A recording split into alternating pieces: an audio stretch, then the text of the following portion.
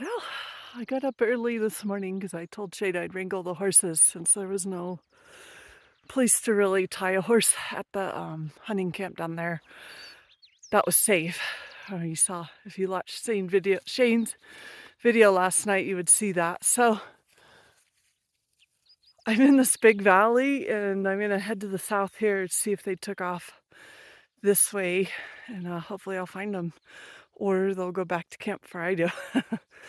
But yeah, anyway, I drove the four-wheeler up. I haven't driven one of those in a really long time, it seems like, in the mountains. So anyway, go catch horses.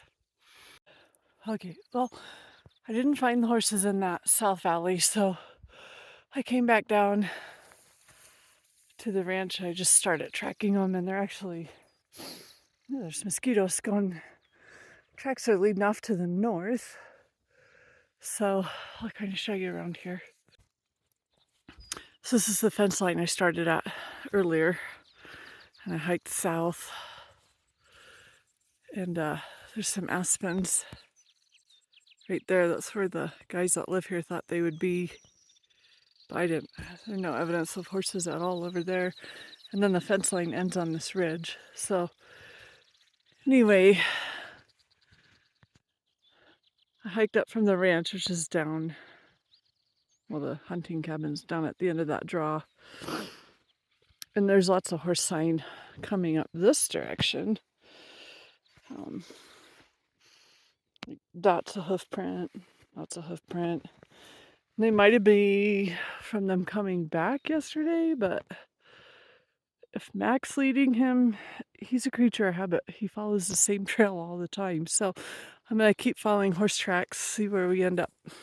Oh, it's a steep climb, but they're still on their trail. How do you move? Fresh poop. All right. I'm almost to the top of this one mountain. So many mosquitoes, it's really hard to stop.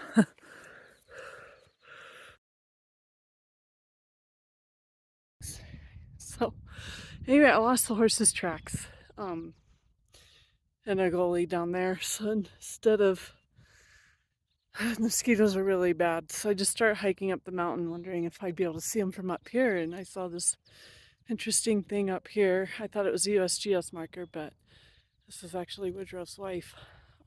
She passed away a couple of years ago. So I guess she wants someone to come visit her this morning. I don't know, maybe she'll help me find my horses. But anyway, it's a really pretty spot up here. I can see the whole valley from up here. That's where we were fishing yesterday down there. And you see, this might be the middle of the ranch. The sun came up.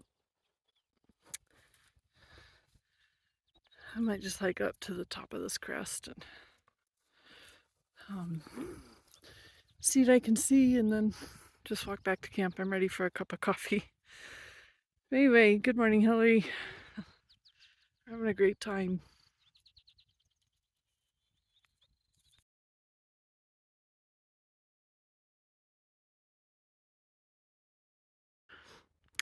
Well, I found my horses.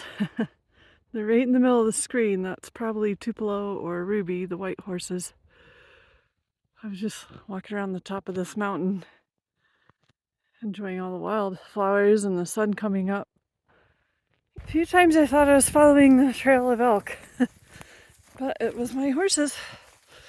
Definitely mountain ponies.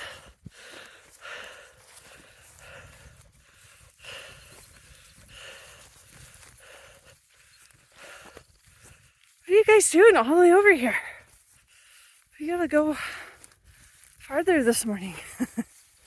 Oh man, there's wild mint over here. All right, I guess I should try and catch you guys. You're late for work. Can you hear me calling you?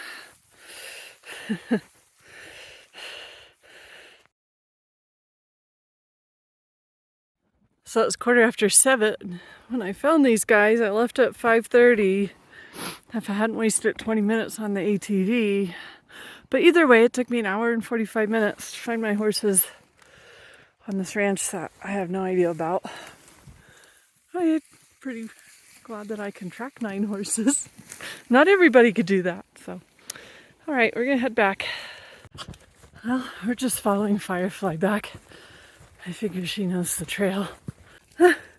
Okay, this draw is about where I lost their trail, and they're freaking out, not horses. Easy, Sass. So we're gonna go down to the road down here. This is Ribby this morning with her pretty shallow lacerations, but I think they're really bruised from leaning on the wood of that tree, but they're not looking bad. So Tupelo, I'm padding up a little with this canvas that tore anyway when it rolled on Juniper a couple weeks ago, but I'm doing it because his hair is getting worn down. He's not sore. I mean, I can press on him and he doesn't do anything, but I don't want that hair to wear. So that's about right here. So I'm lifting the saddle off. I actually think I'm going to pull the canvas farther forward. When I cinch it down, this is going to come down to where it's supposed to be on his shoulder.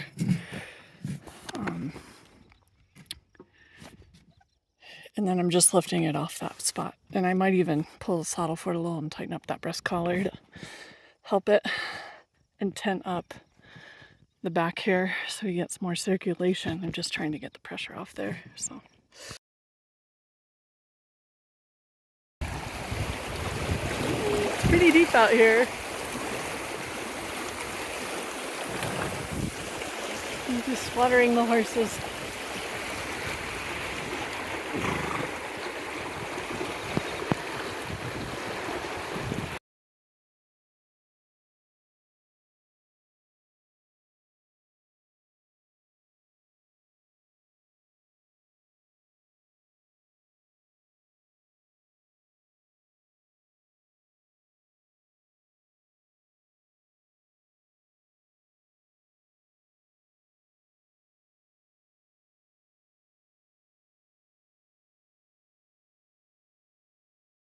Alright, so Zip, good boy, he was chasing the horses. When they took off, and they stopped at that cattle guard up behind us, and Zip was hiding under the cattle guard when I got up here. And Mac, the horse that ran off in the first place, this is his 5th time down this road. Maybe you'll think twice about running off again, Mac.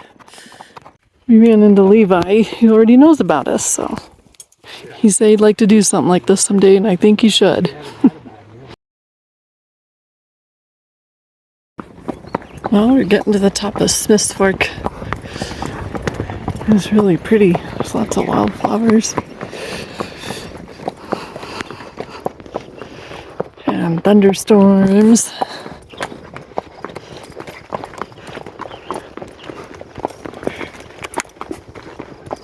And Hattie. Hattie.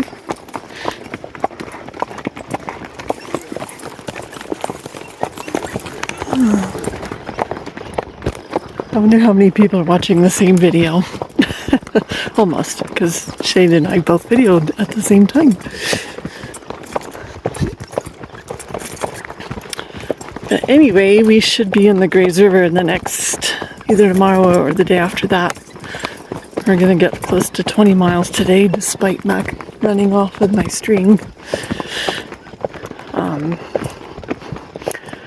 And we've been warned by some of the ranchers there's lots of wolves there, and that there's a lot of grizzlies also migrating down into the Grays River. So, could be exciting times.